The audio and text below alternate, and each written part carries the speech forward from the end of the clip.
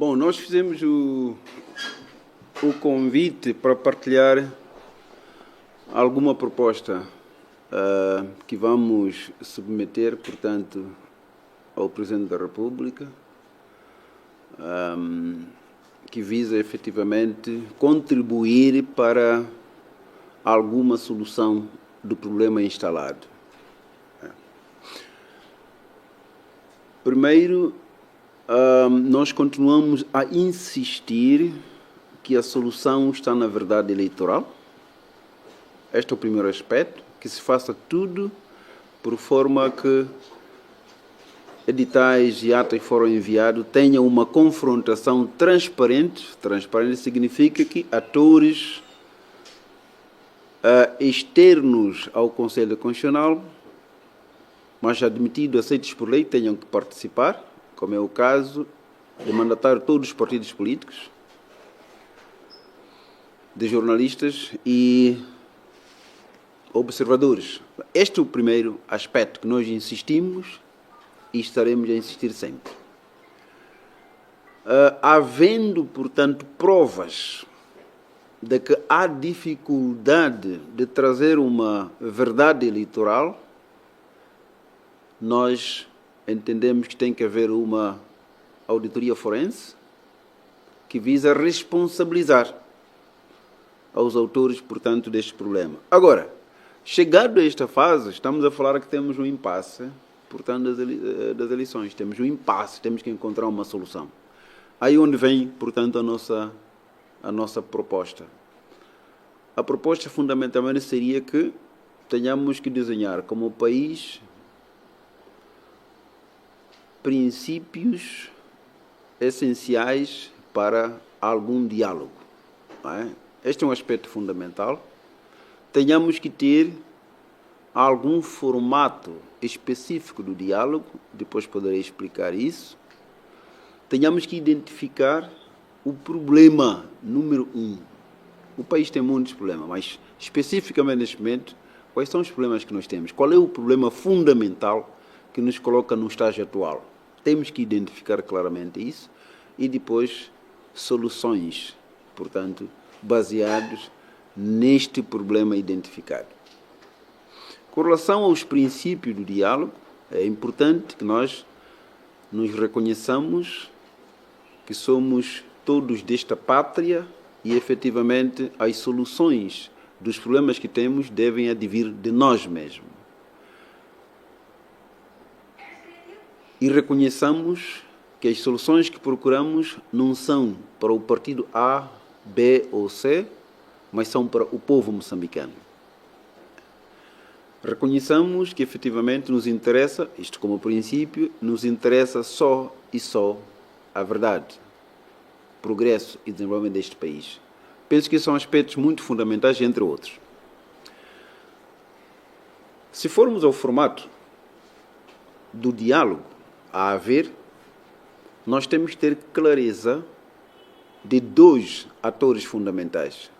Primeiro, atores relevantes à solução operacional do problema. Atores relevantes para a operacionalização do problema, que são aqueles que estão ligados ao problema.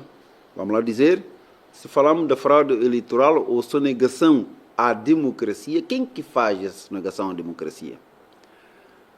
Este ator é fundamental que se identifique e se traga, portanto, no formato do diálogo.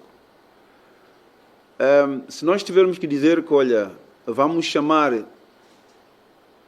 vou dar exemplo, a uma organização qualquer que esteja, vamos lá, num dos distritos do país, para vir resolver o problema que temos de fraude, vai resolver? Não vai resolver. Não é? Quer dizer, quando falamos de atores estratégicos operacionais ou atores operacionais, estamos a dizer aqueles que estão ligados ao problema, neste momento, de fraude eleitoral primeiro. É o governo, é a Frelimo. Estes devem ser chamados à mesa, porque são eles que devem resolver este assunto em primeira mão. Em segunda linha, vamos ter o Podemos e o Venâncio Mundjane.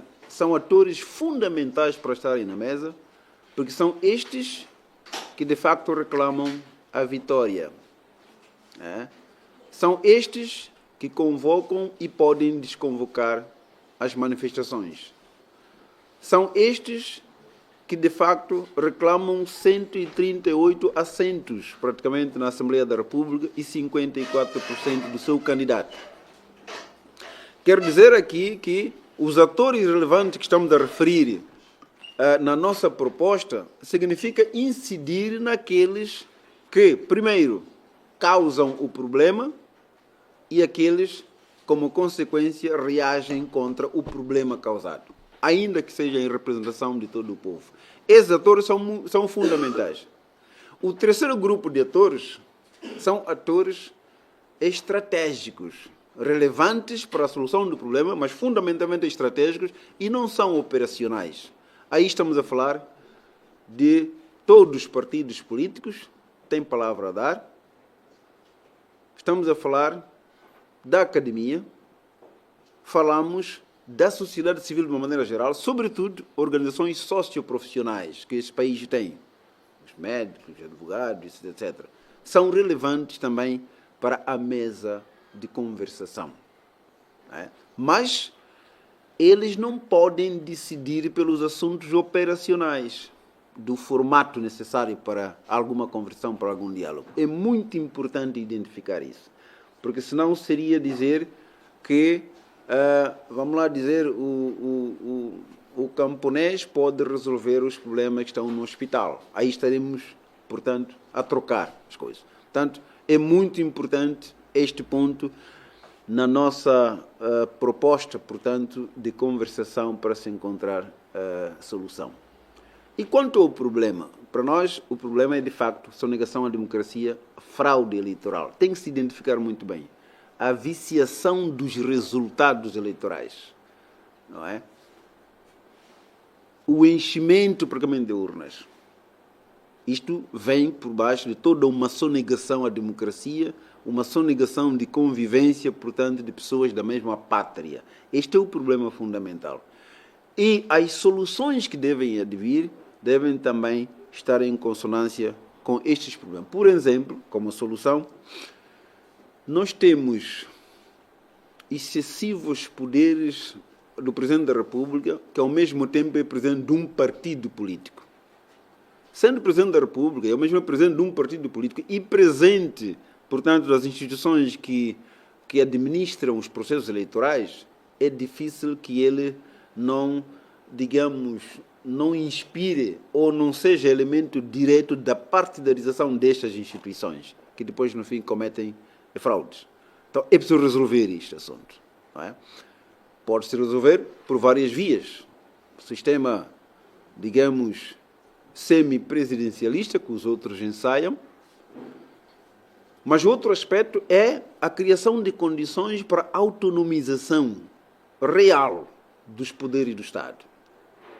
Estamos a falar, digamos, sobretudo, do Legislativo e o Judicial. Estes precisam de ter autonomia, ainda que interdependentes, mas ter a sua autonomia. Porque tendo essa autonomia, há de ser difícil continuar com a partidarização e essa interferência para que recebam instruções para violar a lei eleitoral ou para cometer fraudes. Esta penso que é uma solução importante para nós. A outra que achamos importante é, de facto, aprovar uma lei de partidos políticos que possa abolir, extinguir por completo a Comissão Nacional de Eleições, o Secretariado Técnico de Administração Eleitoral, o Conselho Constitucional e encontrarmos a criação de uma comissão independente, uma comissão eleitoral independente e que tenha apenas técnicos, não partidos políticos. Este é um dos aspectos. O outro aspecto que achamos também relevante, estamos a falar do problema que identificamos, que é a fraude e que vem praticamente, que sonega a democracia. Temos também que compreender que os partidos políticos submetem as suas candidaturas através de uma lista plurinominal dos mesmos para a Assembleia da República, para representantes do povo. nós advogamos para a solução, temos que extinguir também isto, uma lei que proíbe isso, mas que os partidos políticos, ou seja, representantes na Assembleia da República, sejam eleitos de forma direta. Quer dizer que aquele que está numa comunidade, numa província, tem que apresentar à própria comunidade o seu mérito, a sua defesa ao povo, para que ele seja eleito. E isto também vai catapultar toda a meritocracia que nós precisamos, portanto, para o bem do país.